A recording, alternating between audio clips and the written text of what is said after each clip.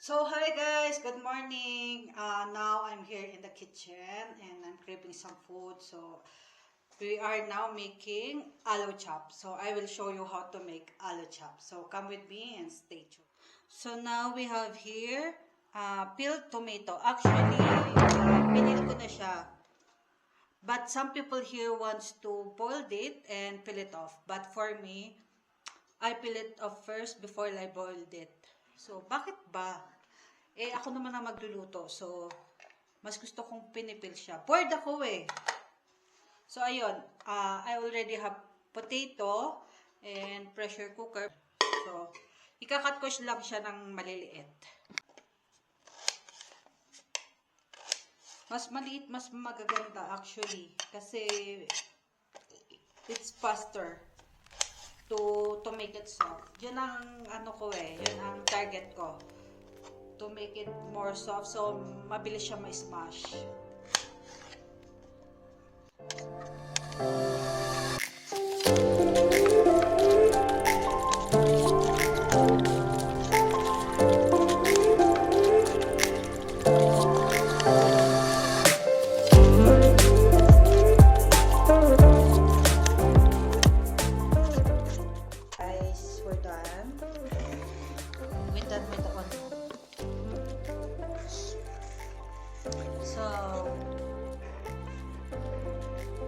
Done with the onion. So while waiting for the potato,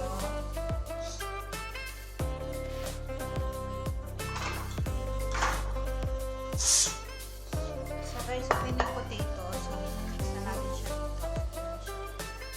Dinrake ko lang yung water para wala siyang excess ng water.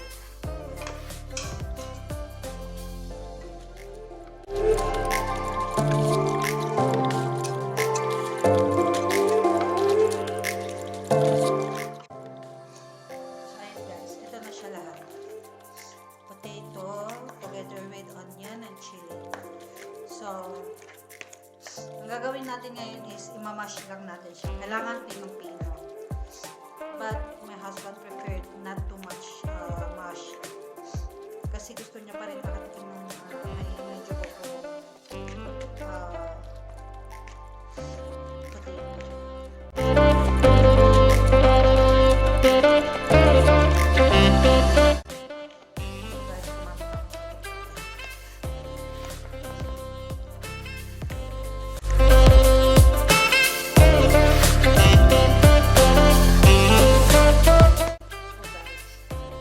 Nahirapan na talaga ako. So, gagamitan ako ng mga malinis ang kamay ko.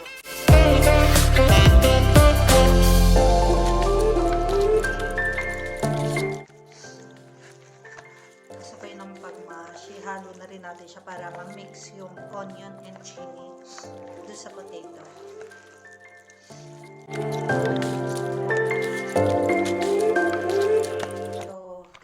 I'm done smashing it. So, gantong consistency ang hinahanap ko.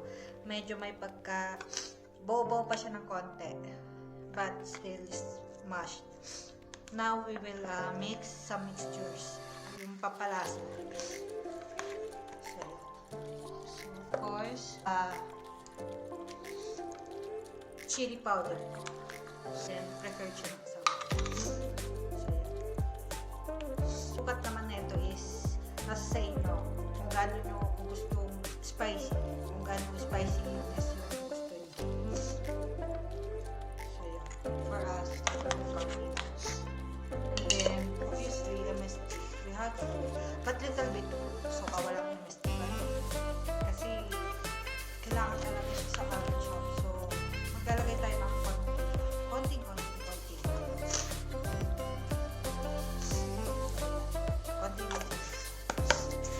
and then salt. Salt naman, half a teaspoon. Tansyahan na lang guys, kasi ako tinatansya ko lang siya. Tapos titikman ko na lang siya mamaya.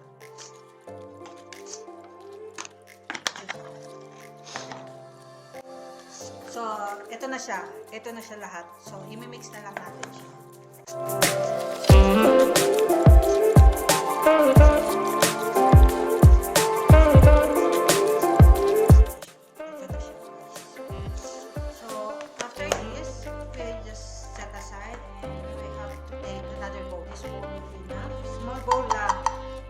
sa butter. Kasi coated natin siya here. Oh, yan. Guys, we have best besan for our coating. Okay? For the besan, tansyahan lang din.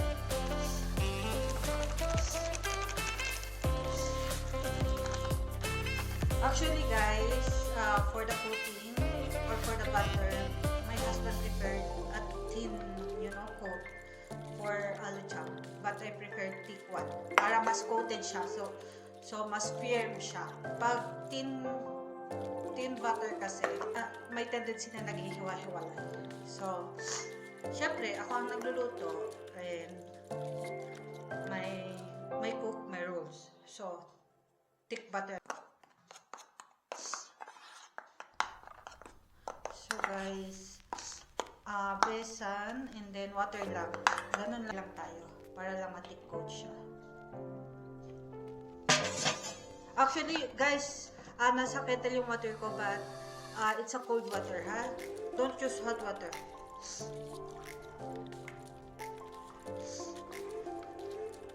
ayan.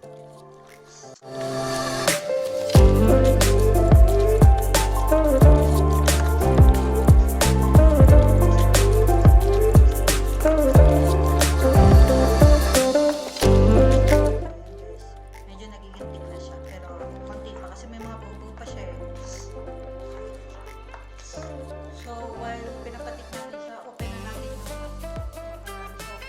fry pan na. Okay. So, ganyan. Naanan natin siya.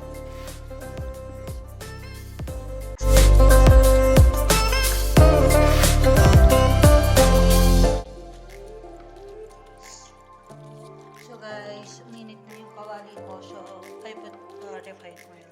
So, ito siya. Kapag-supin lang natin. So, butter. The aloo. The potato. Mashed potato.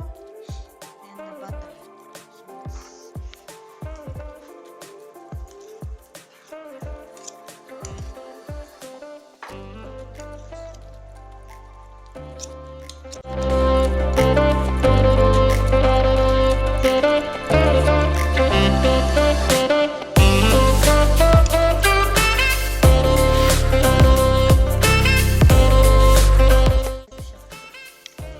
Much better hindi siya crowded para ma-crispy talaga siya. So, low heat lang yung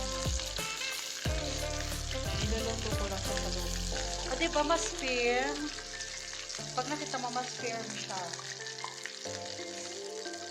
Kasi kapag thin, may tendency na nagwawatak-watak yung potato and then parang ang pangit tignan. Tapos pag kinagat mo siya, napakalambot. Ito medyo may pagka-crispy na. And as I said before, may cook, may